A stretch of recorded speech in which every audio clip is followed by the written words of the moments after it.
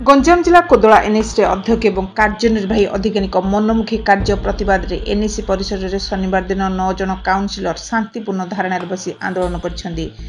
कर दाबी है एनएसी कौन कार्यक्रम काउनसिलर मानक कार्यनिर्वाही अधिकारी जनाऊना बिना कार्यदेश उन्नयन कार्य केतक कार्यर खबर कागज विज्ञप्ति बाहर न करी कार्य बाहर ठिकादार को आनी सालिश कर टेंडर पका उक्त विज्ञप्ति को बंद करने सहित आगामी दिन में समस्त कार्य काउनसिलर मान जनाई करने लिखित प्रतिश्रुति नदेला पर्यंत यह धारणा अनिर्दिष्ट काल चालू रही काउनसिलर मैंने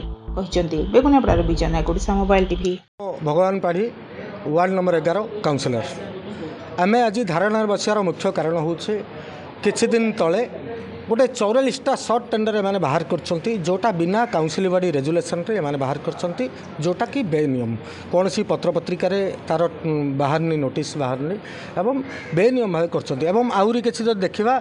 गुडिए बंध मध्य बेनियम भाव एमाने लीज दे दैछंती एवं गत फेब्रुआरी 15 तारिख रे एमाने गोटे 11टा टेंडर मध्य बेनियम भाव दे दैछंती एवं बिना काउंसिल बॉडी मीटिंग रे एमाने केमिति दउछंती एवं जो देखिया जेई मध्य समस्त काउंसिलर मानन को दुर्व्यवहार करछंती चेयरमैन कौन कम कोअपरेट करना जेकोसी वार्ड को सी निजे कहते जे मु करिबे फॉल्स टेंडर करी काम करने जो बिल अच्छे काम करने से प्रतिवाद करी आज ये धारणा बसचु शांतिपूर्ण भाव धारणा बसचु जेब पर्यंत आमर दाबी पूरण न होईछि आमे बाध्य हो ये धारणा बचाबे आमर प्रथम जदि दाबी देखा आमर दाबी रोचे जे जो जेई मैडम अच्छा एनएसी जो दुर्व्यवहार करठू बाहर करा जाऊ एवं जो 44टा टेंडर बाहर ताकू रद्द करा जाऊ एवं आगामी दिन में जेकोसी टेंडर बाहर जहाँ बाहर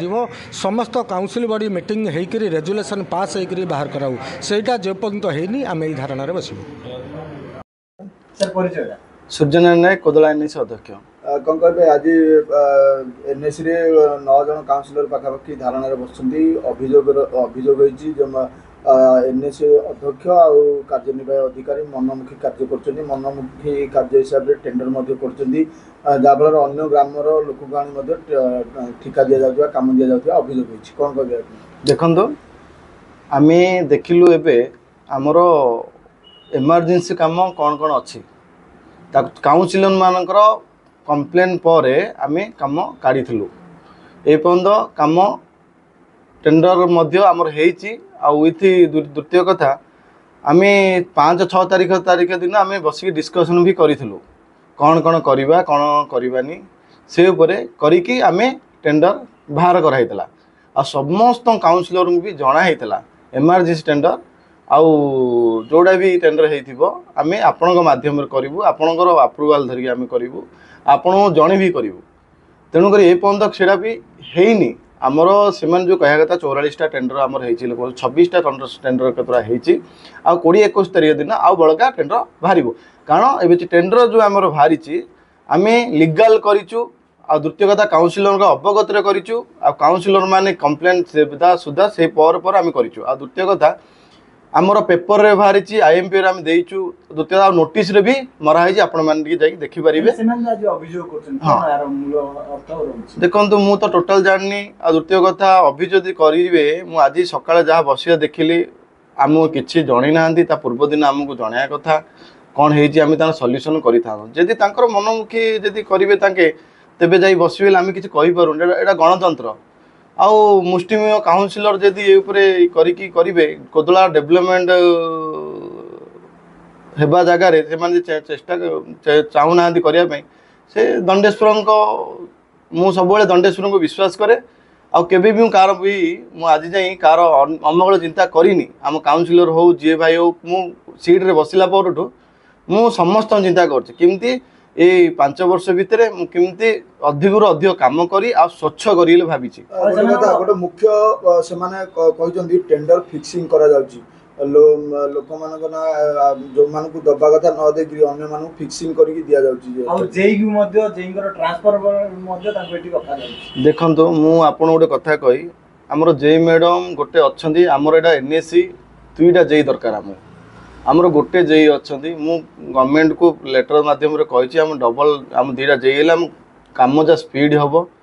आउ ଭଲ ଭାବେ ହେବ। ଆମେ ଦେଖିବାରୁ କାମ ଗୁଣମନ୍ତ କାମ କେମିତି ହେଇଛି, କାମ କେଉଁଟା ସବୁ ଜାଗାକୁ ତ ମୁଁ ବୁଲି ଯାଇପାରୁନି, ସବୁ ଜାଗାରେ ସ୍ପଟ୍କୁ ଦେଖିପାରୁନି, ପ୍ରାୟ 70-80% ଜାଗାକୁ ମୁଁ ଯାଇକି ବୁଲିକି ଦେଖିପାରୁଛି। ଆଉ ସେ କ୍ଷେତ୍ରରେ ଦୁଇଟା ଯେଇ ଦରକାର ଆମକୁ। ମୁଁ ML ସାର୍ଙ୍କୁ ମଝିରେ ଏବେ ଦୃଷ୍ଟି ଆକର୍ଷଣ କରିଥିଲି, ଆଉ ସିଏ ବ୍ଲକ୍